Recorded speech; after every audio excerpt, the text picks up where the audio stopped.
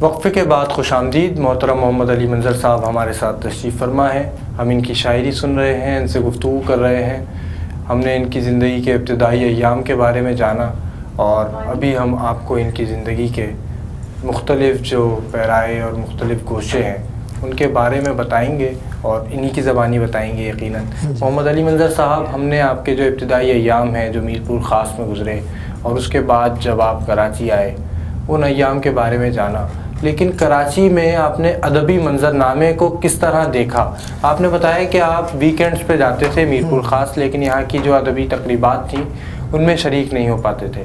لیکن یہاں کی جو ادبی تقریبات ویکینڈز کے علاوہ ہوتی رہیں, یا یہاں پر جو رسائل شائع ہوتے رہے, ان کو آپ نے کس نظر سے دیکھا؟ اور جی میں عرض کرتا ہوں, 2000 میں سن 2000 میں نے سندھ پبلک سروس کمیشن کا امتحان پاس کیا, اور میری پہلی تقرری جو ہے تاریخی شہر عمرکوٹ میں ہوئی. صحیح. میں 2 سال تک میرپور خاص سے عمرکوٹ آنا جانا رہا میرا. پھر میں اپنا تبادلہ کروا کے کراچی آ گیا. صحیح. تو 2003 سے میں مستقل طور پر کراچی میں کسی کالج میں پڑھاتا رہا, مختلف شہر کے مختلف کالجز میں پڑھاتا رہا. تو اس دوران یقیناً میں یہاں کے ادبی منظرنامے سے بھی واقف رہا, رفیق منقش صاحب کے ساتھ بھی اور کئی اور دوستوں کے ساتھ جو ہے مختلف ادبی تقریبات بھی, اور خاص طور پر آرٹس کونسل میں ہونے والی سالانہ جو عالمی اردو کانفرنس ہے اس میں باقاعدگی سے شریک ہوتا رہا. وہاں پر آئے ہوئے بہت سے لوگوں سے ملاقات ہوتی رہی. پھر اس کے علاوہ میں نے ایک رسالہ جاری کیا تھا میرپور خاص میں ہم چند دوستوں نے مل کر, جن میں ماجد حسن, صدیق ہمایوں اور میں بھی شامل تھا اس میں, تو روایت کے نام سے. صحیح. تو جب میں کراچی آ گیا تو پھر ہم نے روایت کو کراچی سے جاری کیا, کیونکہ پہلا شمارہ اس کا میرپور خاص سے نکلا تھا. تو اس میں ہمیں بہت سے دوستوں کا تعاون بھی حاصل رہا, کراچی کے دوستوں کا تعاون رہا, آصف فروخی صاحب کا بڑا تعاون رہا. پھر بلکہ انہوں نے جو ہے اپنی رسالہ دنیا زاد میں میری ایک نظم بھی شائع کی, جو کہ میں نے سندھ کے ایک مشہور صوفی اور لوک فنکار علن فقیر کی انتقال پر لکھی تھی, وہ میں آپ کے سناؤں گا بھی. تو دنیا زاد میں چیزیں چھپتی رہیں. پھر ایک دوستوں کا حلقہ تھا, رفیق منقش کے دوستوں کا حلقہ, جو کہ ایک زمانے میں محمد خالد اختر صاحب, فہمیدہ ریاض, ذیشان ساحل اور اجمل کمال, یہ لوگ جو ہے بیٹھا کرتے تھے کہیں. تو وہاں پہ بھی جانے کا اتفاق ہوا, کئی بار رفیق صاحب کے ساتھ گئے, ویسے بھی گئے. سعید الدین صاحب سے بڑی گہرے مراسم قائم ہوئے ان دنوں, اور آج بھی ہیں. سعید الدین نثری نظم کے ایک بڑے شاعر ہیں, تو ان سے مراسم رہے. پھر یہاں کے ایک تو یہ حلقہ تھا دوستوں کا, پھر پڑھنے پڑھانے کا سلسلہ جو ہے وہ چلتا رہا. تو اس طرح سے جو ہے وہ کئی مشاعروں میں بھی گئے. کیڈٹ کالج سانگڑ میں ایک مشاعرہ ہوا, سید ضمیر جعفری اس کی صدارت کر رہے تھے. میرے لیے اعزاز کی بات ہے کہ ان کی صدارت میں نے ایک مشاعرہ پڑھا, کیونکہ وہ جتنے بڑے شاعر تھے اتنے ہی بڑے انسان بھی تھے. اور اگرچہ ان سے بہت طویل ملاقاتیں نہیں ہوئیں, لیکن جو ملاقاتیں رہیں اس میں ہم نے ان کو بہت اچھا انسان بھی پایا. پھر یہاں کے دوستوں کے حلقے میں ذیشان ساحل سے میری بڑی شناسائی تھی, کیونکہ جہاں میں رہا کرتا تھا اس سے قریب ہی ذیشان ساحل کا گھر بھی تھا. تو تقریباً ہر ہفتے میں ان کے پاس جا رہا ہوں ملنے کے لیے. اور ان کا کمال یہ تھا کہ وہ جتنے بڑے شاعر تھے, اور میں ان کو نثری نظم کے علاوہ آزاد نظم کا شاعر بھی بہت بڑا مانتا ہوں. ان کو وہ پذیرائی نہیں مل سکی, اس کی مختلف وجوہات ہو سکتی ہیں, لیکن بہرحال بہت اچھے شاعر تھے. تو وہ دوستوں کو جوڑے رکھنے کے فن سے واقف تھے.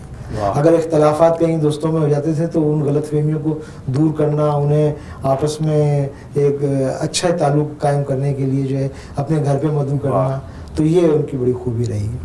صحیح. تو آپ نے ابھی مشاعروں کا تذکرہ کیا کہ آپ نے مشاعرے بھی پڑھے, اور ہمارے بر صغیر کی ایک اہم روایت ہے شاعری کی, اور اس روایت کو آپ کس نظر سے دیکھتے ہیں؟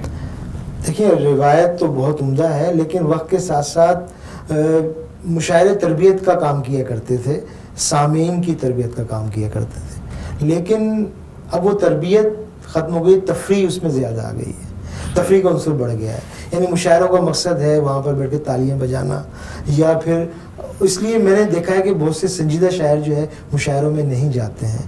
وجہ سامعین کا جو ہے رویہ ہے, بعض اوقات وہ اس طرح سے داد نہیں دیتے, اچھے شعروں پہ داد نہیں ملتی ہے, کیونکہ وہ شعر کو اس طرح سمجھ نہیں رہے ہوتے ہیں جس طرح کے اس کا حق ہے سمجھنے کا. تو بہرحال روایت تو بہت اچھی تھی, لیکن آہستہ آہستہ میں محسوس یہ کر رہا ہوں کہ مشاعرہ اپنی افادیت جو ہے اس کی افادیت کم ہوتی جا رہی ہے. سامعین کی تربیت کے حوالے سے بات کر رہا ہوں. تو اس میں کس طرح سے ہم بہتری لا سکتے ہیں اس اس میں روایت کو دوبارہ؟ نوجوانوں کو اہم کردار ادا کر سکتے ہیں. نوجوان جو ہے اگر اچھا پڑھنے کا ذوق رکھتے ہیں, شوق رکھتے ہیں, وہ شاعروں کو اچھا ایک عجیب صورتحال پیدا ہوئی مشاعروں میں تالیاں بجانے کا. کسی تقریب پروگرام میں تالی بجا کر تو جو ہے داد دی جا سکتی ہے, لیکن مشاعرے کی اپنی روایت ہے, اس میں داد دینے کا ایک مختلف طریقہ ہوتا ہے. الفاظ سے اظہار. جی, الفاظ سے داد دی جاتی ہے. اچھے شعر پسند آتا ہے, واہ واہ کی جاتی ہے, مقرر کے لیے جو ہے کہا جاتا ہے شعر کو سننے کے لیے. لیکن اب وہ تالیاں بجا کر یا ہنس کر یا کہہ کے لگا کر جو ہے داد دینے کا رجحان, اس سے تھوڑا سا مجھے مایوسی ہوتی ہے. میں کم ہی جاتا ہوں عام طور پر مشاعروں میں. صحیح. ہم نے مشاعروں کا بھی تذکرہ کیا اور آپ کی غزلیں بھی سنی, ہم نے آپ کی غزلیں پڑھی بھی, لیکن آپ غزل کے علاوہ شاعری کی یا ادب کی کس صنف کو بطور اظہار یا اظہار کے ذریعے کے لیے استعمال کرتے ہیں؟ میرا دل تو بہت چاہتا ہے کہ میں کوئی ایک ناول لکھوں, کیونکہ میں بہت شوق سے جو ہے فکشن پڑھتا ہوں, افسانے اور ناول, سنجیدہ جو ادبی ناول ہیں. اور اس سلسلے میں آج رسالے کا بڑا معترف ہوں کہ اس نے ہمیں جو ہے جدید ادب کو پڑھنے کا اور خاص طور پہ فکشن کو پڑھنے کا بڑا اچھا موقع فراہم کیا ہے. وہ آج کے اندر پورے ناول جو ہے ترجمہ کر کے یا تبازات ناول جو ہے وہ شائع کیے جاتے ہیں. ابھی حال ہی میں اروندھتی رائے کا ناول کا پورا ترجمہ شائع کیا ہے, بے پناہ شادمانی کی مملکت کے حوالے سے, وہ پڑھا. پھر اس کے علاوہ اس سے پہلے یشپال ایک ہندی رائٹر ہیں, ان کا پورا ناول تقریباً 1100 صفحات کا ناول تھا, وہ جھوٹا سچ کے نام سے وہ شائع کیا.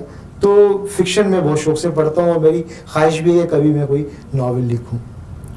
صحیح. آپ نے نظمیں بھی لکھی؟ جی, کچھ نظمیں بھی میں نے لکھی ہیں. تو ہم چاہتے ہیں کہ کوئی نظم آپ جی ضرور میں کوئی نظم. جیسے کہ میں نے کہا کہ علن فقیر کی یاد میں نے ایک نظم لکھی تھی. مجھے ان کا گیٹ اپ بہت پسند ہے, ان کی گائیکی کا انداز بہت پسند ہے, تو ان کے انتقال پر میں نے لکھی تھی. علن تیرے بول انوکھے, تیرا روپ ہے نیارا. واہ. علن تیرے بول انوکھے, تیرا روپ ہے نیارا, تیرے ایک تارے کی دھن پر رقصاں ہے جگ سارا. واہ. دشت و جبل میں گونج رہا ہے وحدت کا نکارا, شاہ لطیف کے بیت سنائے جھوم جھوم بنجارا. واہ. کینجر سے کارونجھر تائیں بولے یہ جگ سارا, کیا کہنے تیرے جیسا کوئی نہیں ہے تو ہے روشن تارا. واہ. تو یہ ایک نظم تھی. پھر کیا کہنے میرے دوست اور میرے پسندیدہ شاعر ذیشان ساحل, ان کے لیے ان کی یاد میں بھی ایک نظم میں نے کہی ہے. ذیشان کا کمرہ یادوں سے بھرا ہے, واہ. چڑیا بھی ہے چپ چاپ, تصویر ہے خاموش, ٹوٹوں کی نگاہیں اب تک ہے سوالی, گلدان ہے خالی, بستر کے سرہانے رکھی ہیں کتابیں جو ڈھونڈ رہی ہیں کمرے کے مکی کو. ہے کیا کہنے. یہ کچھ نظم تھی. آتش دان میں راکھ پڑی تھی اور گلدان میں سجے ہوئے تھے مرجھائے کچھ پھول. آتش دان میں راکھ پڑی تھی اور گلدان میں سجے ہوئے تھے مرجھائے کچھ پھول. صوفوں اور تصویروں پر تھی ہلکی ہلکی دھول. واہ. خاموشی کے وقفے نے جب کھینچا گہرا طول, لوٹ آیا یہ سوچ لیے میں کیوں آیا تھا ملنے اس سے, کیسی ہو گئی بھول. واہ. کیا کہنے, کیا کہنے. ایک اور نظم ہے, نظم کا عنوان ہے اداسی. عجب طرح کی اداسی ہے آج دل میں میرے, نہ کوئی پھول نہ تارا نظر کو بھاتا ہے, نہ میرا بائی کا کوئی بھجن لبھاتا ہے, نہ میر کا کوئی نشتر چبھن بڑھاتا ہے. واہ. نہ کوئی رنگ نہ خوشبو پسند آتی ہے, بس ایک یاد कहीं दूर झिलमिलाती है। वाह क्या कहने। मोहम्मद अली मंजर साहब हमारे साथ तशरीफ़ फरमा है, हम इनकी शायरी सुन रहे हैं, इनसे बातें कर रहे हैं और इनसे बातों का सिलसिला जारी है। शायरी हम सुनेंगे लेकिन एक वक्फे के बाद। हमारे साथ रहिए।